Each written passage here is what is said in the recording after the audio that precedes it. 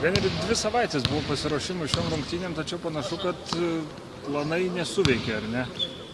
Pagal rezultatą gausi taip atrodo, kad persiruošėm iš tikrųjų.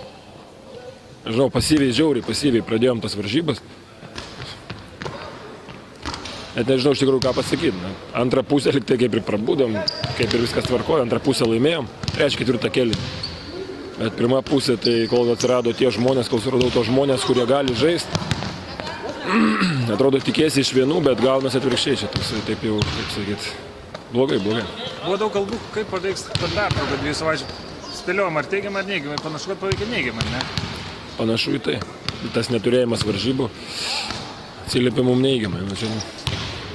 Treneri, tritaškai šiandien tiesiog fatališkai nekrito, tačiau Juventusui metė čia niekada rekordiškas tas 34 berods metė. 32.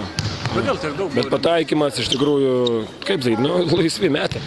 Dauguma metimų, daugiau negu pusė metimų buvo tikrai laisvi. Pabaigoje ten buvo gal tokie skuboti tokie metimai, bet pirmoji pusė, pirmam, antram, trečiam kėliny viskas buvo laisvi, tiesiog neįmetėm. Šį sezoną 2 kartus nugalėta buvo Dzūkija, prieš tai gal šiek tiek atsipalaidavo vyrai. Tai bet ir sakau, ta pradžia tokia matėsi, liktai kažkas ne taip. Galo velnių tikiuosi taip nebebus daugiau. Treneri, dabar vėl savaitę pertrauka iki kitų rungtynių. Vėl blogai? Tikiuosi, kad ne. Tikiuosi, kad namuose bus viskas kitaip. Net netikiuosi, o tikrai galiu pasakyti, kad bus kitaip.